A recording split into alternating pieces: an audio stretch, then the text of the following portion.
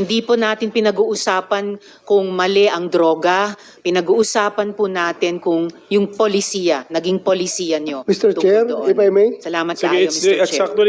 actually the turn of Senator Bato, and let's give him 10 minutes of uninterrupted time to ask questions. Sige. Sandali muna, ma'am. Before my time starts, Mr. President, Mr. Chairman. May I just be clear on this? Yung ano yung lumalabas sa karakter ko, yung policy ko, yun na yung experience ko, kaya lumalabas yung sa utak ko, pati bunganga ko. Yun na yung galit ko. Galit talaga ako sa droga, sasabihin ko sa inyo. Mainit ako. Thank you. Thank you, Mr. President. Lahat tayo, we are all the product of our own experiences. So, okay, Yes, next in line to ask questions. And Mr. Chair, Mr. President, yes. Kunti lang, total. Go ahead. Paminsan-minsan lang to.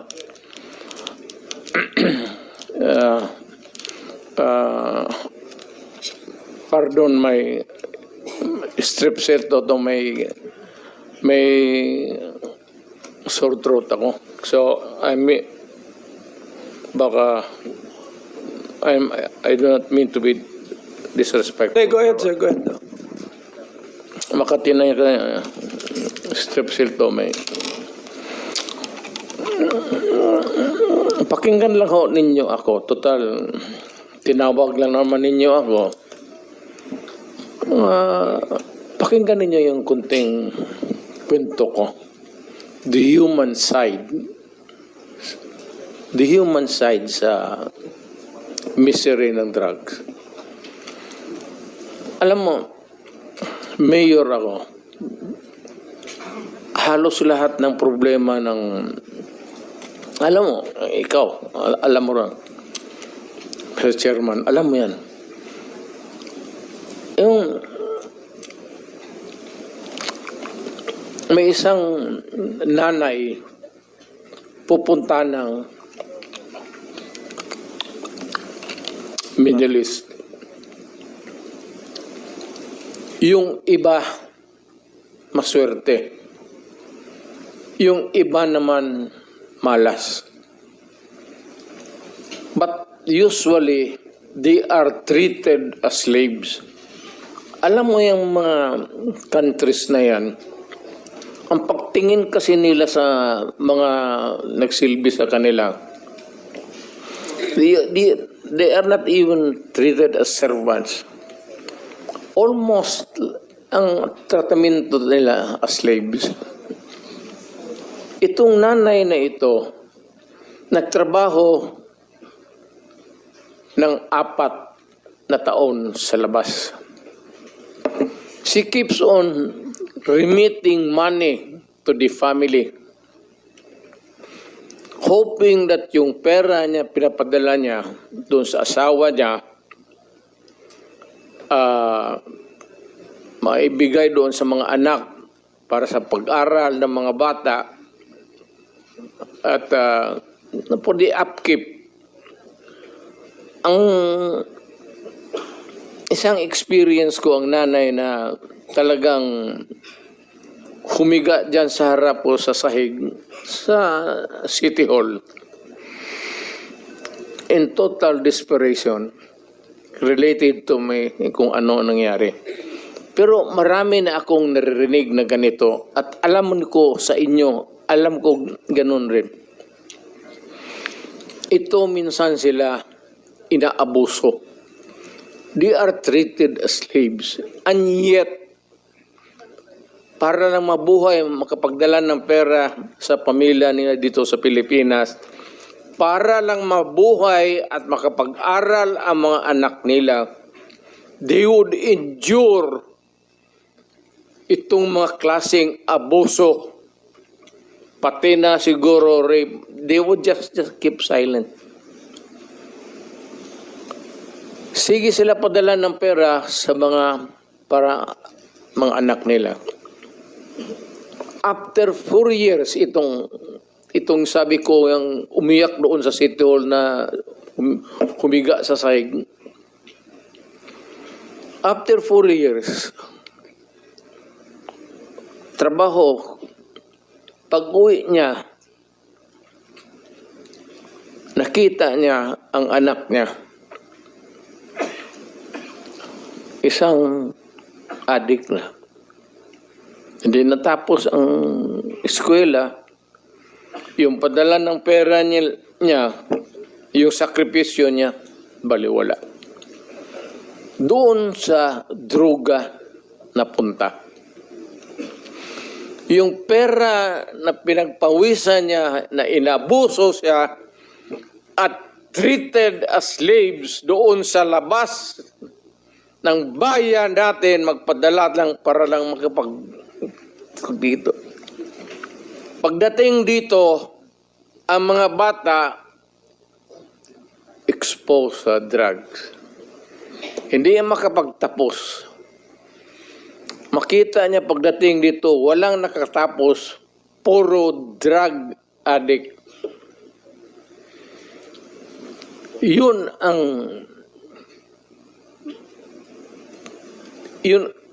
kaya yung outburst ko minsan, marinig ninyo dito or outside, yun yung rage ko sa droga. Isang nanay, trabaho sa labas, sakripisyo, 3 taon, 4 na taon, padala ng pera. Pagdating dito, pag-uwi, only to find out na yung mga anak niya, mga drug addict, sa droga, walang nakatapos at napurnada ang pawis niya. Yung Mr. Chair. humiga siya dyan sa sahig, dyan sa City Hall, nag-iyak. Humiga siya sa sahig, nag-iyak siya. Sabi niya, Mayor, paano ito? Sabi niya, gusto niya na ako ang magbigay ng relief ng grievance niya. May reklamo siya sa akin mismo dito sa mayor. Hindi siya nagpunta ng pulis sa akin. Mr. Meron Chair, sa probinsya diretso yan sa mayor. Mayor, ganito ang nangyari. So, ganun ang mga istorya na kaya yan kung bakit ako talaga mainit at nakikinig ang Pilipinas ngayon. Kayong madurupista. Mainit talaga. Ayan yung mga police chief ko. Dumaan yan sila. Koy, pati si Danao, pati si... Alam nila yan. Mainit talaga ako sa droga. Mainit talaga ako sa droga. Kaya mabutit na lang, wala na akong trabaho ngayon.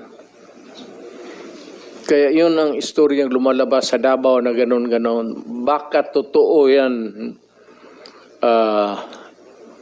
Senator. Baka totoo o baka hindi. But I am not prepared to admit anything. Kung ano yung nachichismis, alam mo, hindi machismis yan kung walang nangyari. May nangyari Mr. yan Chair, please. na napapag-usapan yan. Kung ano man ang lumabas niyang istorya sa labas ng Davao, kung ano ang nangyari, anong ginawa ko, ipaubaya mo na lang sa ano. Hindi mo naman rin ako makulong kasi you have to produce witnesses and you have to go to trial. At hindi naman ako pwedeng gano'n na lang magpakulong. Pero basta sabi ko, pag nagkapanahon akong uli na magtakbo ako ng mayor, maminos-minos talaga lang, I will do the same thing again and again and again, basta nandyan yung droga. Mr. Chair. Yes, ma'am. Mr. Chair, I believe we've given the proper leeway and respect to the former president. Hindi po ito midnight COVID briefing. And I hope we can... Hindi po natin pinag-uusapan kung mali ang droga. Pinag-uusapan po natin kung yung polisiya, naging polisiya nyo. Mr. tungkol Chair, doon. if I may. Salamat Sige, kayo, it's Mr. Chair.